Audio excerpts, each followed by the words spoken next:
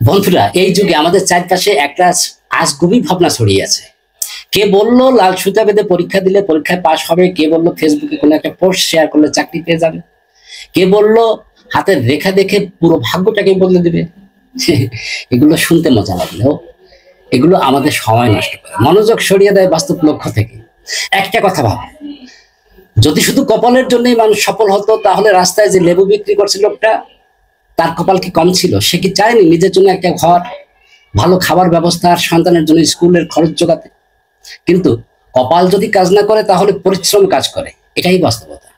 আজকাল অনেকেই শর্টকাট পথ খোঁজে। 10 দিনে ইংরেজি শিখুন, 7 দিনে ধনী হন, ঘরে বসে কোটি টাকা ইনকাম করুন। এই আজগুবি জিনিসগুলো আমাদের ভাবায়, কিন্তু এগুলো কখনো টেকসই হয় না। জীবন একটা ম্যারাথনের মতো, এখানে ধৈর্য দরকার, রুটিন দরকার, নিজের লক্ষ্য পরিষ্কার হওয়া দরকার। চেষ্টা ছাড়া কিছুই সম্ভব নয়। তুমি যদি ছাত্র হও, তোমার কলমই তোমার অস্ত্র, তোমার পড়াশোনায় তোমার ভবিষ্যতের চাবিকাঠি। যদি চাকরির জন্য পড়ছো, তাহলে বিশ্বাস করো, আজগুবি থিওরি নয়, নিয়মিত প্র্যাকটিস আর মনোযোগী তোমাকে চাকরি এনে দিবে। একটা কথা মনে রেখো বন্ধু, আজগুবি বিশ্বাস মানুষকে লাফাতে শেখায়, হ্যাঁ লাফাতে শেখায়, আর বাস্তব জ্ঞান মানুষকে হেঁটে হেঁটে চলতে শেখায়। আর হ্যাঁ, শেষমেশ হেঁটে চলারাই এগিয়ে যায়। তাই আজ থেকে ঠিক করো, ভাগ্যের জন্য অপেক্ষা নয়, গড়ে তুলবে তোমার নিজের ভবিষ্যৎ নিজেই।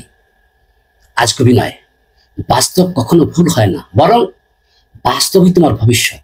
হ্যাঁ, বাস্তব কখনো ভুল হয় না, বাস্তবই তোমার ভবিষ্যৎ। তাই নিজের ভবিষ্যৎ নিজে গড়ে তোলো, কোনো আজগুবি বিশ্বাসে নয়।